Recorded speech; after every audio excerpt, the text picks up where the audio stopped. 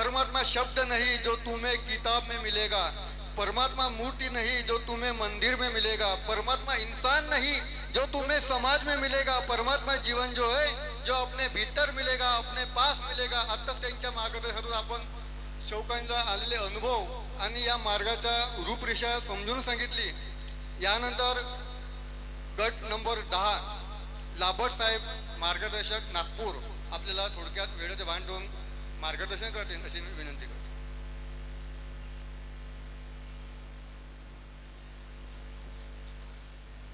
आपण सर्व भगवंताला आणि बाबाला प्रणाम करू.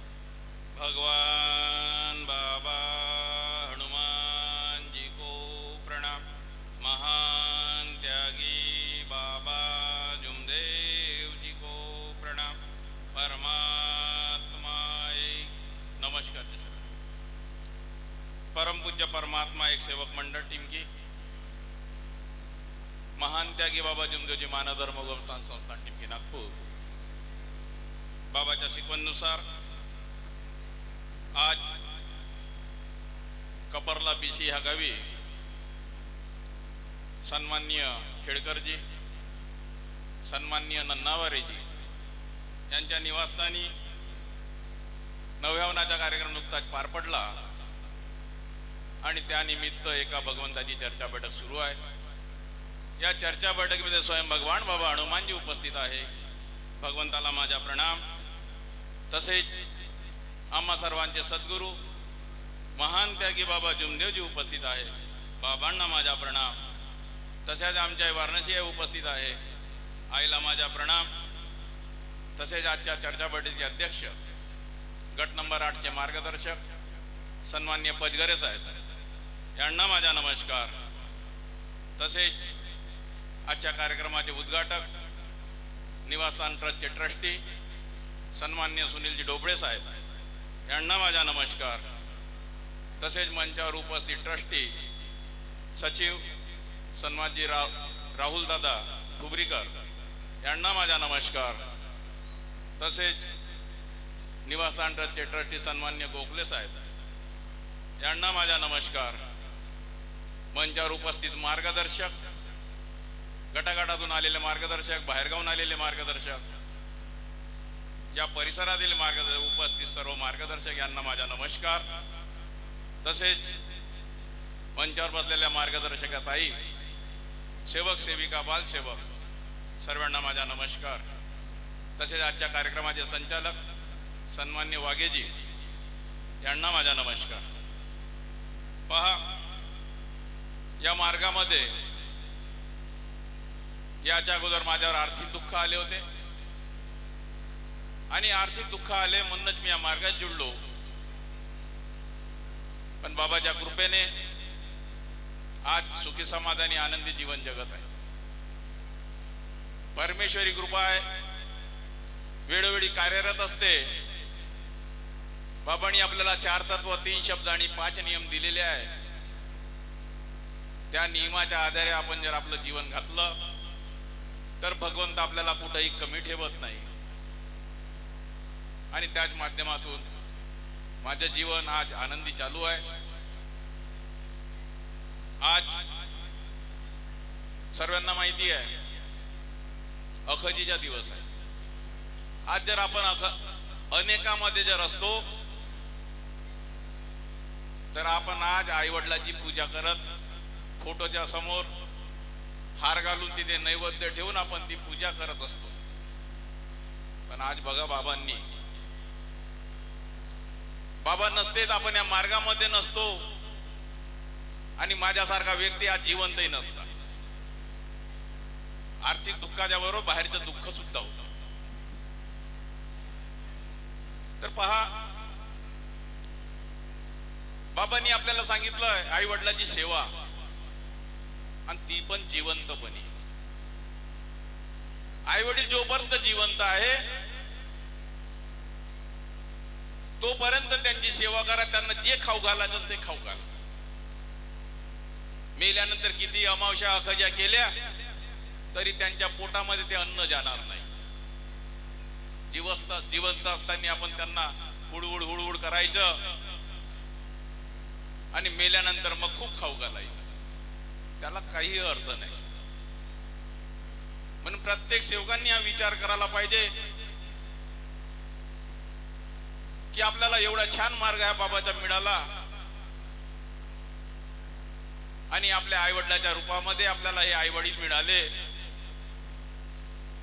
आणि प्रत्येक सेवकांच्या, मग ते मार्गदर्शक असो, पदाधिकारी असो की लहानचा सेवक असो, सर्वांचा बाप एकच आहे. हे सर्वांनी मानून चालायला पाहिजे. मग सर्वांचा बाप एकच आहे तर आपल्याला अनेक बाप करायची गरजच नाही आहे. पण आज स्थिती अशी निर्माण झालेली आहे की तो तिकडला, हा इकडला, तो तिकडला. कारण की आपण एका बाबाचे लेकर आहोत आणि आपल्याला एकत्र राहायचं, एका ठिकाणी राहायचं. कारण की आपले महान त्यागी बाबा जुमदेवजीला समोर ठेवून आपण भगवत कार्य करतोय आणि म्हणूनच ही कृपा कार्य करत आहे. आपण आणखी कोणाला समोर ठेवून जर कार्य केले असते तर आपल्याला भगवंताची प्राप्ती म्हणा, या भगवंत आपल्याला समोर मिळाला नसता. आपण ज्या ज्या इच्छा ठेवल्या या मार्गामध्ये त्या त्या इच्छा बाबांनी आपल्या पूर्ण केल्या. कारण की आपण बाबाला समोर ठेवून चालतोय. बाबांनी मर्यादा सांगितली आपल्याला, मर्यादेत आपल्याला वागायचे. आपल्याला मोठे आहे आपल्यापेक्षा, त्यांचा मान सन्मान आहे. लहान मोठ्यांचा मान सन्मान आपण ठेवला पाहिजे. पण आज परिस्थिती अशी निर्माण झालेली आहे की तो तिथला, तो तिथला, तो तिथला. आत्ताच काही मार्गदर्शक बोलून गेले की या ठिकाणची परिस्थिती काय निर्माण झालेली आहे. प्रतिमा चेंज करा. एवढी हिंमत जर असेल प्रतिमा चेंज करण्याची तर त्यांनी आपली प्रतिमा घेऊन जा, नेऊन दाखवली पाहिजे. काढून स्वतः काढायची, स्वतः घेऊन जा. साधं कार्य नाहीये. आमच्या नागपूरची एक गोष्ट सांगतो. एका ठिकाणी टिमकी अंतर्गत कार्य घडले. त्यांच्याकडे 9 हवन झालं. टिमकीची प्रतिमा आली, त्यागाचं हवन झालं, 9 हवन झालं. त्या ठिकाणी एका सेविका ताईंनी त्यांचे कान भरले आणि त्या सेवकीन ताईला मार्गदर्शकाकडे घेऊन गेले मंडळाच्या. आणि तिथे नेल्यानंतर त्यांनी सांगितलं का तुमच्याकडली प्रतिमा चेंज करावं लागते आणि मग कार्य घ्यावं लागते. तर जेव्हा ती प्रतिमा नेऊन द्यायची वेळ आली, भगवंताच्या प्रतिमेला स्त्रीचा हात लागता कामा नये. पण ती जी प्रतिमा नेऊन देण्यात आली त्या स्त्रीने ती प्रतिमा पकडली, पतीने गाडी चालवली आणि प्रतिमेची अवहेलना केली. ज्या मुलासाठी ते मार्गामध्ये आले होते, ज्या मुलगा चांगला झालेला होता, जो लुला पांगडा मुलगा एका बेडवरती असा पडला राहायचा, तो चांगला झाला. त्या तोच मुलगा प्रतिमा चेंज केल्यानंतर मरण पावला, गेला वाया दिवस. जेवढं भगवत कार्य केलं तेवढंही वाया गेलं. काय परिणाम आले. म्हणून सेवकांनी विचार करा आपल्याला कसं वागायचे, कसं राहायचं या मार्गामध्ये. बाबांनी काही नाही सांगितलं. बाबांनी फक्त 4 तत्व, 3 शब्द आणि 5 नियम दिले. त्याच्यामध्ये खूप काही दिला. लहानशी शिदोरी नाही आहे ती. शिदोरी आहे ती, तिजोरी पण आहे. तिला जर आपण सांभाळलं, कुणाच्या निंदा नालस्का करू नका, कुणाच्या काही नाही. आपल्या मनाने आपल्या भगवंताला जपा आणि भगवंताला घेऊन चाला. जर तेवढंच आपण केलं, बाबांनी जेवढं सांगितलं तेवढं जर आपण केलं, कुणाच्या बैका देऊ नका. आणि बाबाच्या निवासस्थान, बाबांनी जी कृपा बाबाच्या निवासस्थानी प्राप्त केली आणि मंडळी तिथं तयार झाला. आता भोयर साहेबांनी सांगितलं ज्या ठिकाणी मंडळ भवन तयार झालं, आजही त्या ठिकाणी भवन तयार झालेलं आहे 4 मजली. तिथेच चर्चा बैठक होते बाबाच्या निवासस्थानी. निवासस्थान ट्रस्टचे ट्रस्टी कार्यरत आहे, त्यांना आपल्याला सहकार्य करायचं आहे आणि बाबाच्या निवासस्थानला घेऊन आपल्याला चालायचं आहे. एवढेच बोलतो आणि माझ्या वाणीला इथेच विराम देतो. सर्वांना माझा नमस्कार.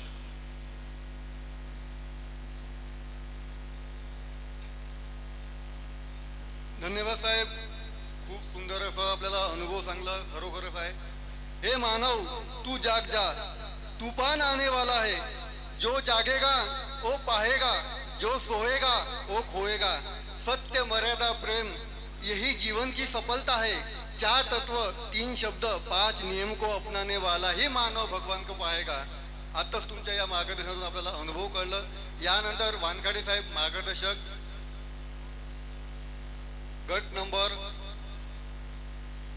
3 नागपूर आपल्याला मार्गदर्शन करते अशी मी विनंती करतो.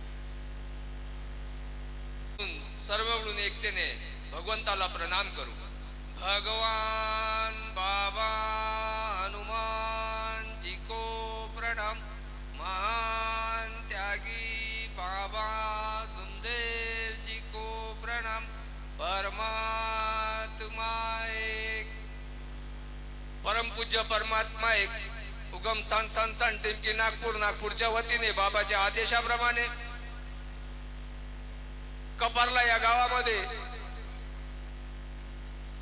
2 निवासस्थानामध्ये 2 नवे हवन कार्य पार पडले. त्या हवना निमित्त चर्चासत्राचे आयोजन करण्यात आलं. या चर्चासत्रामध्ये सृष्टीचे विधाता भगवान बाबा हनुमानजी उपस्थित आहे. भगवंताला माझा प्रणाम. आमच्या सर्वांचे सद्गुरू महान त्यागी बाबा जुमदेवजी उपस्थित आहे. बाबांना माझा प्रणाम. आमच्या सर्वांची आई वाराणसी आई डुबरीकर या सुद्धा या चर्चा बैठकीमध्ये उपस्थित आहे. आईला माझा प्रणाम. आजच्या चर्चा बैठकीचे उद्घाटक सुनीलजी ढोबळे यांना माझा नमस्कार. आजच्या चर्चा बैठकीचे अध्यक्ष सुनीलजी पचगरे यांना माझा नमस्कार. आणि उगमस्थान संस्थान ट्रस्टी सचिव आमचे राहुल दादा ठोबरेकर यांना माझा नमस्कार. तसेच ट्रस्टी मध्ये गोखले काकाजी यांना माझा नमस्कार. या दोन्ही परिवाराचे मार्गदर्शक ठोंबरे काकाजी यांना माझा नमस्कार. संपूर्ण मंच 1 ते 11 गटातील सर्व कार्यकर्ता, संपूर्ण मंचाला माझा नमस्कार. समोर बसलेले सेवक सेविका बाळगोपाळ यांना माझा नमस्कार. मी या भागामध्ये पहिल्यांदाच आलेलो आहो आणि जवळपास मला असं वाटते की मला इकडे कोणी ओळखतही नसेल, पण माझ्या वडिलांना ओळखत असाल. मी संतोषरावजी वानखेडे यांचा मुलगा, ज्यांनी आम्ही या मार्गामध्ये आपण सर्व दुःखी आलो, दुःखासाठी आलो, भूतबाधेसाठी आलो, पण आम्ही या मार्गामध्ये आम्हाला नाही दुःख होतं, नाही आम्हाला भूतबाधेचा भय होता, आणि तरी पण आम्ही या मार्गामध्ये आलो. कारण माझ्या वडिलांजवळ 750 खंडाची विद्या होती आणि ती विद्या अशी होती की जर एका माणसाला या शेवकामधून एखाद्या शेवकाला जर गायब करायचा तर 1 क्षण पण लागत नव्हता. इतकी मोठी खतरनाक विद्या होती. अरे ज्यांनी वाईट केलं त्यांना 3 महिने खेकड्याच्या दरामध्ये त्या जादूगाराला टाकलं. तो माणूस या मार्गावरती आला. म्हणजे आपण विचार करा का या मार्गामध्ये आपली किती मोठी सुधारणा होऊ शकते. या पृथ्वीस्थळावर मला असं वाटत नाही का या मार्गाचा आपल्या बाबा जुमदेवजींनी जे कमाई केली, या मार्गांचा उत्पन्न केलं, असा मार्ग आपल्याला जीवनात कुठेही मिळणार नाही. कारण की इतकं मोठं सर्व काही असून आम्ही या मार्गामध्ये आलो.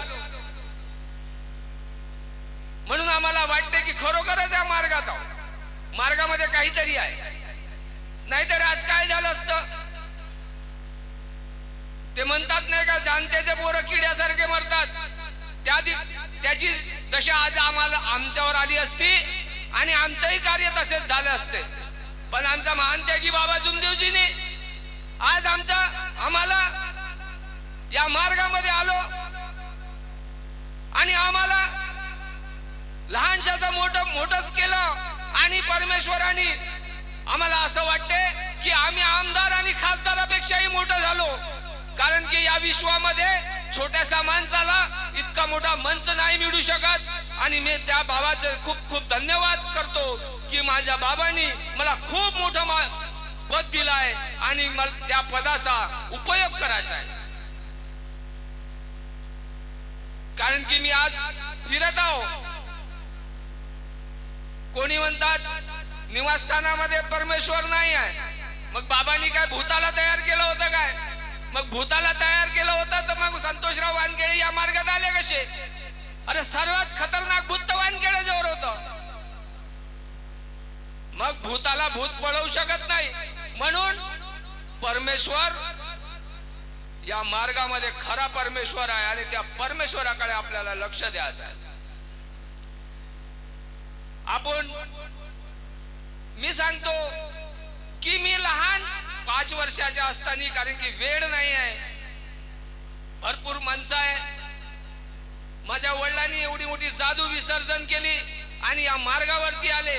पण आम्हाला या मार्गात माझ्या बाबांनी खरोखरच आम्हालाही काहीतरी जादू देऊन दिली आहे. या मार्गात जादू नाही आहे का? पण शब्दरूपी आहे. त्या परमेश्वरानं दिलेली जादू आहे.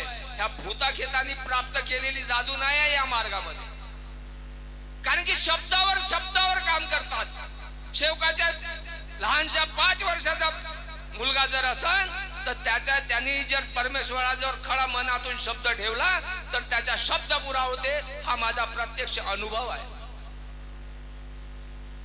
कारण मी 5 वर्षाचा होतो त्यावेळेस आम्हाला चर्चासत्र करण्यासाठी जागा नव्हती.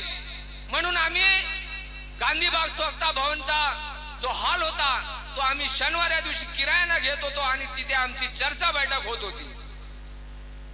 आणि एका चर्चा बैठकीला माझे वडील आणि आई जाण्यासाठी निघाले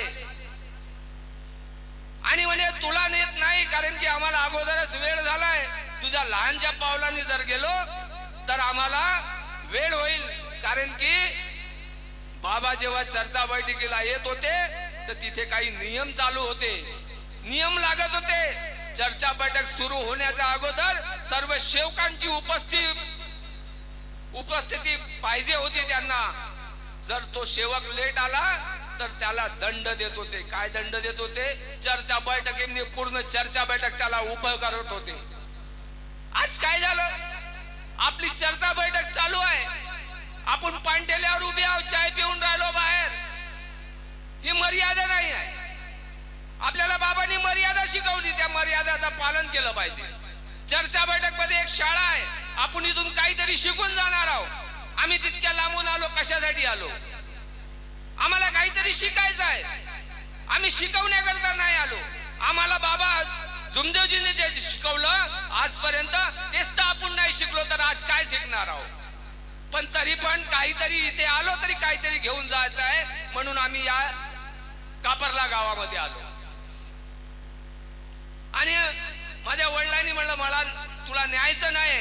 आणि मी शब्द केला वडिलांना, तुम्हाला मला जर न्याय नका नेऊ पण मी तुम्हालाही जाऊ देणार नाही. आणि परमेश्वराच्या प्रतिमे समोर बसलो आणि परमेश्वराला सांगितलं, बाबा हे मला नेत नाही आहे आणि म्हणून तुम्ही जोराच्या पाऊस येऊ द्या. आणि निसर्ग पूर्ण साफ होता. मिनिट नाही लागले, काळोखाट अंधार झाला आणि खूप जोराचा पाऊस चालू झाला. खूप जोराचा पाऊस चालू झाला आणि वडील म्हणते, अरे तुम्ही काय केलं? तुम्ही मला नेत नाही म्हणून मी बाबांना सांगितलं पाणी येऊ दे. कारण की मी त्यावेळेस 5 वर्षाचा होतो. 5 वर्षाचा म्हणजे बालपण राहते आणि बालपणामध्ये परमेश्वर नक्की काहीतरी ऐकते, पण तो परिवार तसा पाहिजे. आणि मग माझे वडील म्हणे, अरे आता जायचं आहे ना, मग मला नेता का? तर मग हा पाणी बंद होईल का? मी म्हणलं हो होईल. आणि मग माझ्या वडिलांनी मला कबूल केलं का आम्ही तुला नेतो.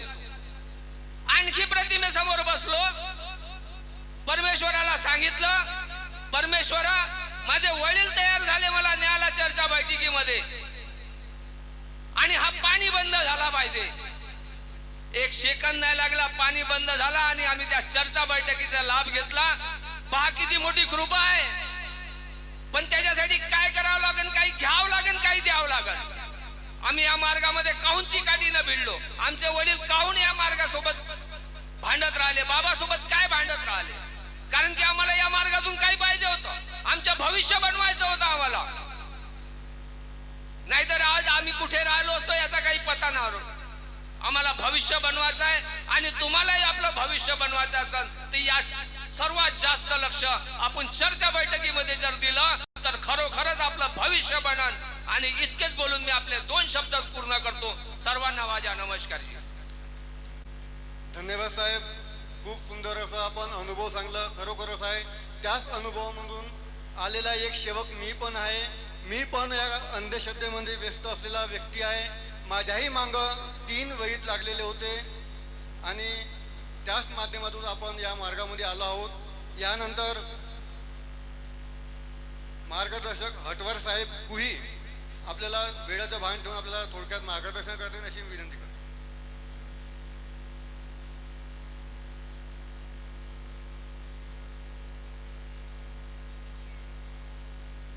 भगवत कृपा उपस्थित आहे. आपण सर्व मिळून भगवंताला एकतेने प्रणाम करू. भगवान बाबा हनुमानजी को प्रणाम. महान त्यागी बाबा जुंदेव को प्रणाम.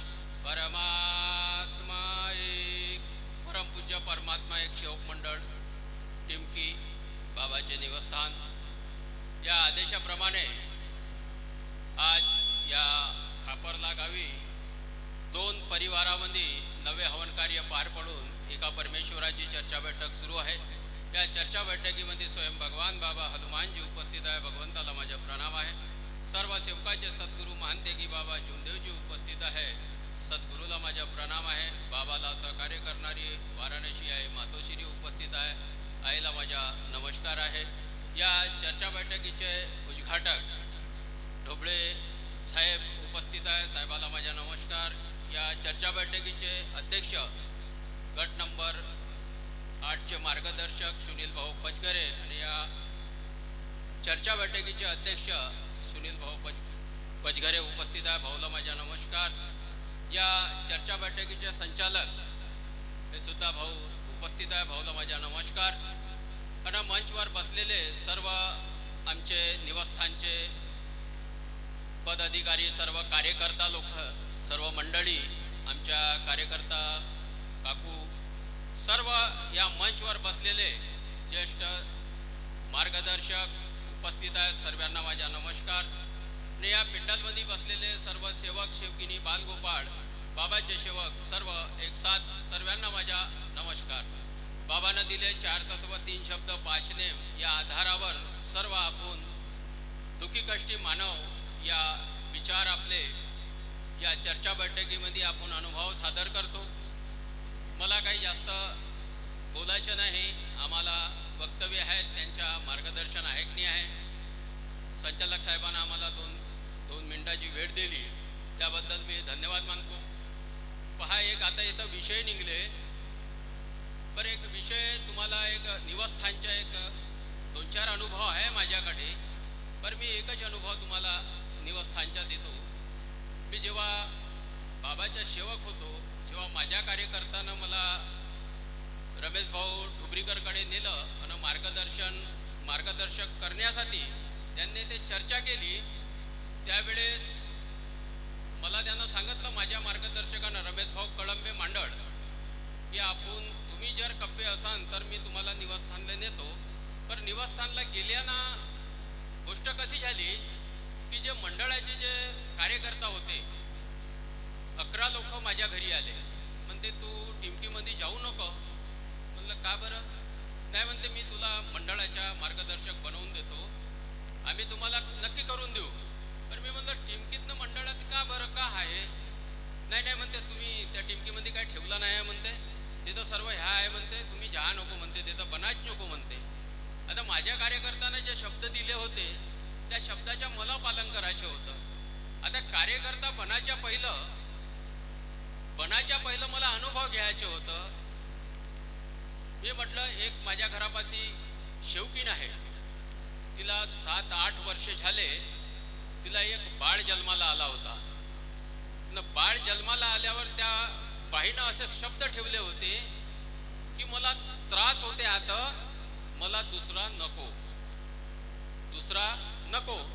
आता तिची विच्छे झाली पुन्हा. पण ते माझ्या घरी आली आणि मला सांगायला बसली, काकाजी म्हणते आम्ही असं मी बोललो होतो, पण माझी विच्छा आहे म्हणते, आता माझी विच्छा आहे. पण मी म्हटलं आता मी तर कार्यकर्ता नाही, मी एक बाबाचा सेवक आहो आणि आता मी सेवकच आहो. त्या सेवकाच्या माध्यमातून मी तुला एक अनुभव देतो, तू अगर जात असशील तर तेथपर्यंत तर बाबा काय घडवते भगवंत हे परमेश्वर घडवण. मी तिला तू म्हणलं टिमकीला जा, बाबाच्या निवस्थानला जा आणि तिथं बस. परमेश्वराला सांग की मी जे शब्द बोलले बाबा भगवंता, माझ्या मुखातून हे चूक झाली, मी या शब्दाची माफी मागतो आणि मला पुन्हा अजून एक मुलगा किंवा मुलगी मला एका आपत्तीची जरूरत आहे, हे मला घडल्या पाहिजे, असं तू योग माग म्हणलं. आता घडलं काय? मी सांगितलं ते गेली शेवकीनबाई, भगवंताले सांगितलं तिनं, परमेश्वरानं तिची ऐकली आणि त्याच महिन्यामध्ये ते बाईला महिना थांबला. आता परमेश्वराचा चमत्कार. आता आम्ही काय करणार आहोत त्याच्यात? आपला काही दोष आहे? शब्दावर भगवान आहे. आता शब्दावर भगवान आहे, शक्ती काम करते. आता काही लोक सांगत होते आम्हाला का टिमकीत भूत नाचते. आता नाचते, आता ते पाहिलं आम्ही, नाचते टिमकीत भूत नाचते. त्या बाई गरोदर झाल्या, तिला एक मुलगी जन्माला आली. पहा टिमकीचा पहिला अनुभव मी देतो. आणि टिमकीमध्ये भूत नाचते. 10 मिनिटांमध्ये एका महिन्याच्या जीन, 5 मिनिटांमध्ये एका महिन्याच्या जीन, आताचा अनुभव 5 मिनिटांमध्ये गायब होते. 1 महिन्याच्या जीन बर्बाद करून टाकलं हो त्याला, त्या व्यक्तीला त्या जीननं बर्बाद करून टाकलं. नागपूरच्या आहे काटोल रोड टोल नाक्यापाशी बर्बाद करून टाकलं त्याला. 6 दिवस झाले तो व्यक्ती, आपल्याला फक्त त्यांना कोणा नाव सांगितलं असन, तो आपल्यापर्यंत आला म्हणजे त्याला पहिलं सांगितलं, एक शिपाई दिलं त्यांच्याकडे का तू तीर्थ बनवून दे, त्या तीर्थावर जर आराम लागला तर तुम्हाला काय वाटन, तो मार्ग चांगला वाटत असेल तर तुम्ही येऊ शकता. पण तो जीन घाबरल्यासारखं, म्हणजे तो दुरून बोलत होता, त्याला फाशी लावाला त्याला मोहबत येऊन गेली. फाशी सुद्धा गड्याला फाशी लावा असं तो जीन त्याला बोलत होता. जेव्हा आम्ही 12 लोक येथून 9 लोक गेलो कुईवरून रात्री 10 वाजता नागपूरला, तर आम्ही 9 लोकांना प्रणाम करून जयघोष केला आणि त्याच्या दरोजामध्ये लाट टाकला. तेव्हा तो खेळत होता आणि त्याला 5 मिनिटं नाही लागले हो, 1 महिन्याचा जीन निघाला. मग आम्ही तर टिमकीचे कार्यकर्ता आहो, मग आमच्याजवळ शक्ती नाही पाहिजे ना? आम्ही निवस्थानचे कार्यकर्ता आहो, तर मग भगवंत शक्ती काम कशी करते? अरे तुम्ही लोकाला बनवा नको, बाबाचे सेवक आहो, घाबरा नको. आता थोडक्यात एक अनुभव फटू सोडली. नंबर मिळन बहा, तुला येतं जाशीन तर तुला नंबर मिळणार नाही. त्याला नंबर नाही मिळाला सेवकाला. नांदगावची घटना आहे, कोदामिडी जवळ नांदगाव. तर तू माझ्या कार्यकर्त्याकडे चाल, मी तुला नंबराची फटू मिळवून देतो. पहा, आणि त्यांना नंबराची फटू मिळवून देतो म्हणल्यावर त्यानं ते फटू सोडली आणि ते फटू सोडल्यावर ते वापस नेली. आता फटू सोडणेवाल्यावर नंबर आला. नंबर कोण मागत होता? सेवक. मी तुले फटूची माझ्या कार्यकर्त्याकडे चाल, तुला नंबर मिळवून देतो, हे फटू देऊन टाकू वापस. आता नंबर त्या सेवकानं सांगितल्यावर फटू सोडली, वापस केली. जो नंबर मागून देणारा होता तो व्यक्ती पहिले मेला आणि जो फटू, ज्याच्या घरची फटू होती, त्याच्या 3रा दिवस झाल्यावर मेला. आणि ज्यानं नंबर देतो म्हणलं तो नंतर गेला. फटू आता आम्ही जेव्हा 2 मिनिट जेव्हा राजू मदनकर उभा होता तेव्हा आम्ही मतदान टाकाले भवनामध्ये गेलो त्यावेळेस पहिल्या वेळेस का म्हणे राजू मदनकर म्हणे आपली जर छत्री आली सत्य अनु आपली जर छत्री आली तर आपण सर्व मिळून एकतेचा कार्यक्रम करू टिमकी आणि मंडळ आपली जर छत्री आली तर सर्व एकतेचा कार्यक्रम करू आपण सर्व मिळवू आणि जेव्हा आम्ही सेवक लोक गेले आमच्या झरपचाच कार्यकर्ता गेला होता ज्ञानेश्वर भेंडे त्यावेळेस का म्हणे तुम्ही म्हणे ह्या फटवा जे आहेत मंडळात जमा करा मंडळाची फटून या त्याच्यानंतर मध्ये हा कार्यक्रम होईल. अरे ताकद नाही कोणाची तुमची प्रतिमा सोडायची भीती हे 10 लोक तुम्हाला भीती देतील पर माना नको त्या भीतीला भगवंत आपल्या जवळ आहे शक्ती आपल्या जवळ आहे बाबाने एवढा मोठा कृपा आपल्याला वाटून दिली आहे मग या लोकाला भियाची कोणती जरूरत. आता एक राजुर्ल्याला एक प्रश्न आला आहे त्या आंबुऱ्यामध्ये राजुर्ल्यामध्ये की ह्या फटवा सोडा आणि जमा करा आणि भवनाच्या फटवा घ्या. आता मला कालच निरूप आला होता मी म्हणलो तुमच्या गटातले किती लोक आहे तुम्ही तयार करा संघटना आणि तुम्हाला एक कार्यकर्त्याची जरूरत असेल तर तुम्हाला मिळू शकते तुम्ही टिमकीपर्यंत चाला मी येतो तुमच्यासोबत तुमची संघटना आहे तुम्ही एक माणूस तयार करा तुम्हाला मार्गदर्शन मिळेल. त्याच्या कार्यकर्त्याचा असा निरूप आला का तुम्ही आपल्या फटवा जमा करा आणि भवनामध्ये जमा करा आणि मंडळाच्या फटवा घ्या. आता तिकडे आमच्या रमेश भाऊ कळंबेचे सर्व सेवक आहे टिमकी निवस्थान अंतर्गत मधून आणि कुणाला भियाची जरूरत नाही बाबाने दिले 4 तत्व 3 शब्द 5 नियमाच्या आधारित तुम्ही पण कार्य करा आणि आपला कुटुंब परिवार साधवा मुलाबाळांना सर्वांना चांगले विचार द्या. बाबाचं निवस्थान आहे आपल्या जवळ बाबानं जिथं भगवत प्राप्ती उभी केली तो निवस्थान अजून कुण्या सेवकाला मालूम नाही. बाबाच्या निवस्थान पुण्या कळाले आहे कुठून गल्ली जाते हे तरी सुद्धा कार्यकर्ता लोकांना अडथळे दिली आहे की जावा नको म्हणून तुम्ही अशा भीमामध्ये राहा नको बाबाचे कार्य करा बाबाचे सेवक आहो बाबाची शक्ती आपल्या जवळ आहे कुणाला भेवायची जरूरत नाही. एवढे बोलून आपले 2 शब्द इथं संपवतो. सर्वांना माझा नमस्कार.